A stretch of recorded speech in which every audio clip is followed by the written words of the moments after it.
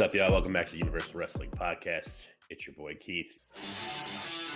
CM Punk back in WWE. Oh my God, I can't believe it. I hate it. Don't want to rain on everybody's parade. Great CM Punk. I've made it no secret if you've watched our streams and stuff over the past few months and everything. He's really lost the plot for me. From the time he showed up in AEW to the time that he got fired from AEW, it just been like one thing after another. And just based on reactions and stuff last night, I don't see how this is going to be any different. Papa Tripp said in the press conference afterwards, say what you want about him, but he people talk about him. He makes conversations. Yeah, and I know the whole, no publicity is bad publicity. All publicity is good publicity. There's no such thing as bad publicity. It's all the same. And blah, blah, blah, blah, blah. But when one of your top talents has literally referred to this guy as a cancer within the past, I don't know, when did Rollins say that? Like 3-4 months ago? Like, come on, man. The money will be there, I'm sure. There's already a Punk shirt on the WWE website. So great. I'm sure that's going to sell out immediately. Who knows? I certainly ain't checking. It's like taking me this long to like come to it that like I get that there's money there for him because people talk about him and people want to see him and all this kind of stuff. But like, I think so much of like what made CM Punk the CM Punk that everybody loved and everything, including myself as of when he first came back to AEW, I was all about it. And then it quickly just derailed for me.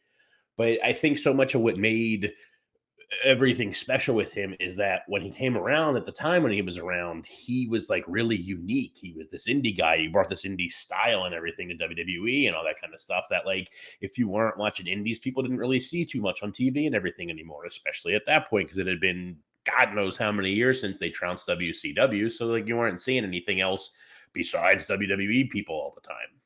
So like he was really unique and special then.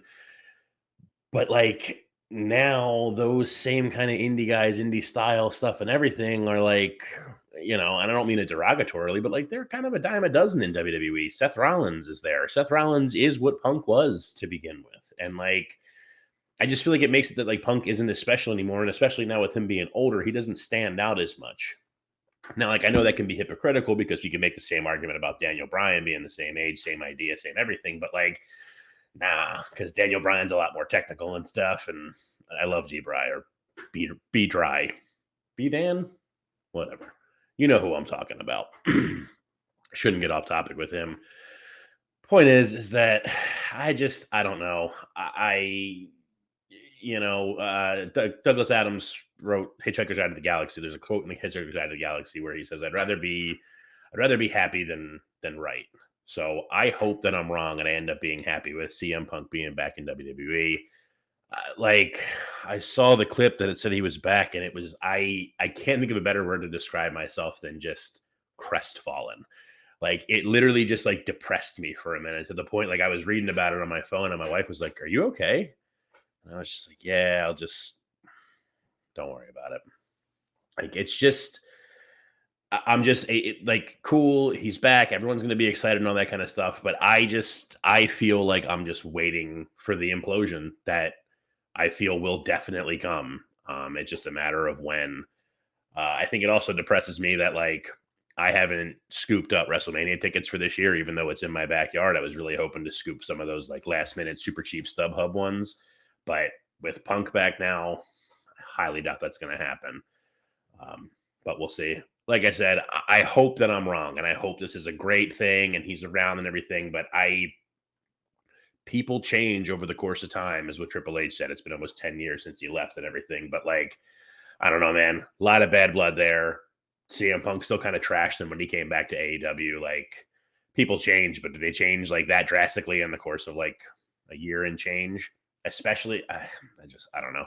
I don't want to go on too long with this. You know what my thoughts are with it all. I just don't see, I hope that I'm wrong, but I don't see how this ends up being a good thing for them overall. You already have Rollins and allegedly Drew McIntyre super pissed that he even came back. Rollins might have been a work because he was out in front of everybody and stuff, but I'm sure everyone's seen that clip. If you haven't, Rollins is flipping out, flipping them off, everything. That might have been a work. Drew, though, apparently went in the back, slammed his locker, took his stuff, left immediately, didn't hang around, didn't wait to see anybody, nothing. So, I mean, if that's the price that you're paying to have this conversation starter, is to have two of your biggest kind of homegrown stars, even though Drew went away and came back, but like two of your kind of homegrown big talents that you can put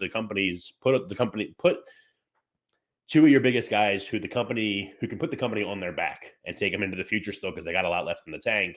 If you're going to kind of waste their happiness and everything to bring in this conversation starter, that's, I don't know, that doesn't seem good to business for me. But like I said, I made my thoughts on Punk no secret at all. So what do you guys think? You already know. This is the UW Pod.